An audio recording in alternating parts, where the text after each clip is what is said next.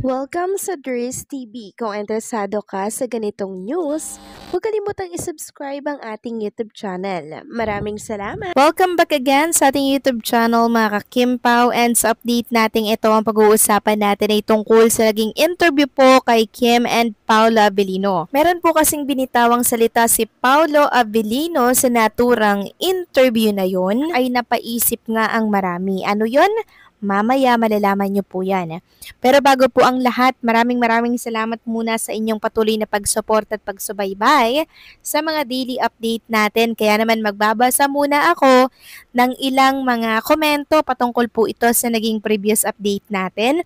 Unang komento, unahin na natin itong kay Kitty Bell. Sabi niya, ay nako, di maubos ang issue kay Paulo.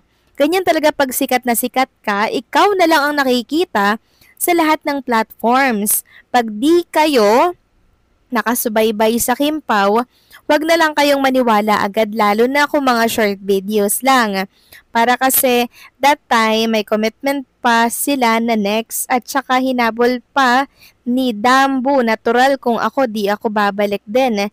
Nakapaalam ka na. Tama po kayo dyan, ginang Kitty Bells, no? Si Paolo Avellino kasi hindi natin alam kung ano ba yung hinahabol niya pong commitment kasi hindi naman tayo 24/7 ay nakatutok sa mga ginagawa niya. Ibig sabihin, meron siyang ibang commitment pa bukod dito sa pagpunta nga sa It's Showtime para i-promote ang The Alibay. And syempre, kung mga short video lamang mga kakimpa, wag po kayong maniniwala kasi very biased po yan, okay?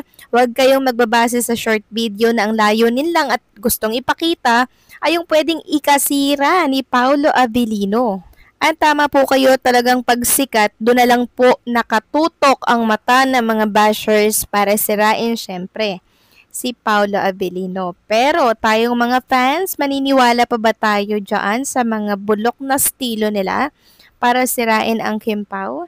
Syempre hindi na. Sa oras po na meron kayong makita ng mga short video, paninira kay Kim or kay Paolo Avellino, wag nyo na po itong pagtuunan ng pansin. Okay? So maraming salamat po sa komento, Kitty Bells. God bless po at mag-iingat kayo palagi. At ang last comment, mula naman po kay Ginang Norma Dayag. Sabi niya, Dries TV, itong mga bashers ay mostly from Paunin dati, which nag-alala na sa nangyari sa career, dying effect na ang career. Itong si Jay, may vlog na siraan daw ang Kimpaw. What the hell yung utak ni Jay? You can never put down a person with good heart and humble unlike you na maarte. Mata pobre at feeling nasa Illis GRP or group, mahiya-hiya ka Jay sa pinagmulan mo na family background. We are not innocent and educated that we all know your very beginning in your showbiz career. So Jay, make up your mind. Don't be leftist before judge. See yourself first before judging other. Respect begets respect. To God be all the glory. Tama po kayo dyan, Ginang Norma Dayag, no? So, yung mga kampo po ni Jay, yung bumabanat ng pamabatikos para sirayan si Paulo kay Chinita Princess. Kasi nga po, parang desperada na, no? Desperada na dahil yung karir ay mukha pong palugmok na. Unlike sa Kimpaw na patuloy na namamayagpag sa showbiz industry. And ang lagi nating tatandaan mga kakimpaw, the more na sinisira nila at pilit pinapabagsak si Kim and Paolo Avellino, patuloy naman silang itinataas. Kaya wag na po tayong mag-apa-apekta dyan, okay? So maraming salamat po sa komento po ninyo. God bless and mabuhay kayo. So eto na nga, pag-usapan na natin mga kakimpaw ang mga topic na nakalap natin sa gabing ito. At unahin nating pag-usapan ang tungkol nga dito sa nakita ko pong picture na kung saan ay gumawa po ang isang fans ni Kim and Paolo Avellino ng crime scene board na may kaugnayan po dito sa The Alibay. Ito, i-flex ko na lang sa inyo. Grabe ang effort nila mga kakimpaw, no? Nakakatuwa naman itong si Shaira. Sabi niya, okay, I officially have my own crime scene board, feeling like part of Soko NBI already. The alibay driving me crazy. So, ganyan po katindi mga kakimpaw yung impluensya ng The Alibay. Talagang dadating sa punto, nagagawa ka na rin ng crime scene board kahit na ito ay isang serious lamang. Samantalang next topic naman tayo, pag-usapan natin mga kakimpaw, ang tungkol nga po dito sa naging interview nitong si Kim and Paolo Avellino. Bago lang tong interview na to mga kakimpaw ha, nung nag-promote sila ng The Alibay. Sobrang nagustuhan ko po mga kakimpaw yung naging interview ni Kim and Paolo Avellino. Malaman po, tapos may substance and syempre may Q&A. So, yung mga importante lang po yung ating tatalakayin dito, no? So, si Kim Chiu po mga kakimpaw ay tinutulungan si Paolo Avellino to ease himself into fan culture. And syempre, Avellino has been similarly instrumental in guiding Chiu towards more mature project.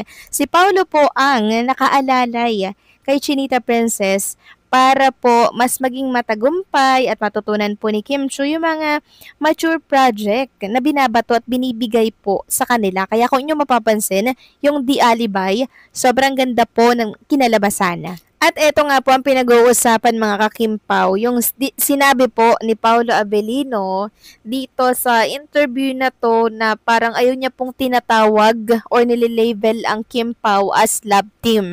So parang pang young generation na lamang daw po yun mga kakimpaw. Sabi nga dito, feeling ko nakasanayan na lang yan kasi unique ang term na love team dito sa Pilipinas. I don't see it that way. Maybe let's leave that term to the kids, to the younger generation, parang bagay sa kanila.